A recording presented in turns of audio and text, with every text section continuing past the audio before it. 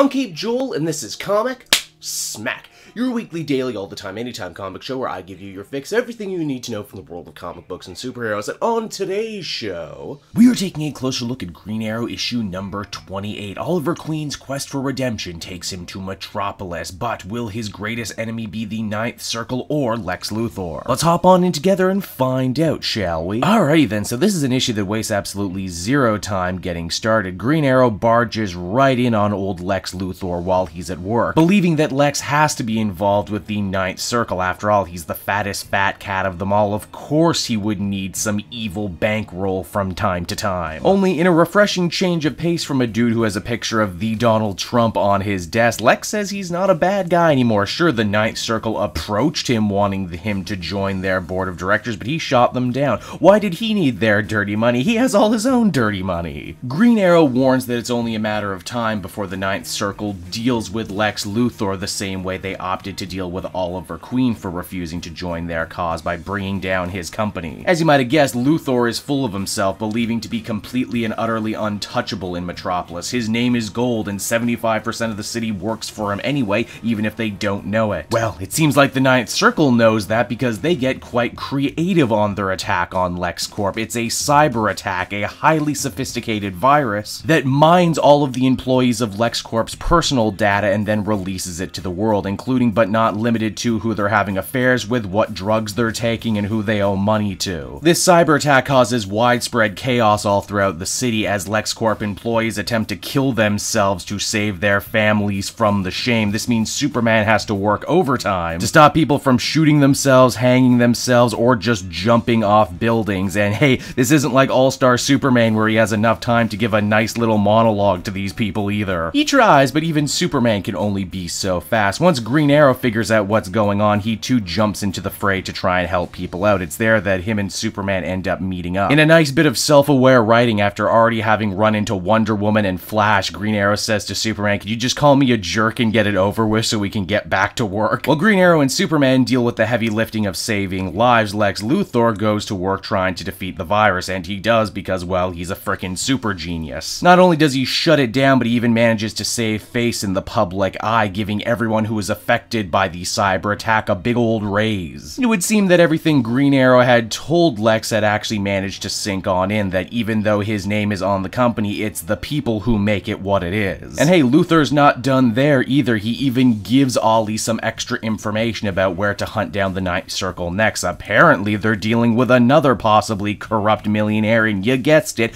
Gotham City. And so, with a pat on the back from Superman, Green Arrow hits the road once again, ready to track down his enemies wherever they may be hiding, even if it is in the most crime-ridden, bat-ridden city in the world. So that was Green Arrow number 28, everyone, and overall, I really enjoyed it. It's funny, for a story arc that's all been about Ollie trying to get closer to the Justice League and the superhero community, he arguably spent more time in this issue talking with Luthor, which I really can't fault the writer for. Having these two diametrically opposed individuals get into a war of the words is just too much fun. Which, you know, makes a lot of sense, because Superman is pretty much just cool with everybody anyway, so of course he's cool with Ollie, especially after he managed to win over Wonder Woman and Barry in the previous issues. Why, Green Arrow even calls Superman America's dad in this issue, and you know what, I can't think of anything more fitting or precise. Overall, I think I feel comfortable giving this one a very solid 8 out of 10, and I can't wait to see Green Arrow meet up with Batman. You know that's gonna be good, especially because they do have a pre-existing relationship. So that's Green Arrow, everyone. I hope you enjoyed it, and as always, why not check out some of these other videos? Then you can follow me on social media at Cape Joel, and if you're feeling supportive and want exclusive videos and podcasts before anyone else, you can do so by becoming a patron for as little as $1 a month. Until next time, everyone, this has been Cape Joel. Thank you so much for watching.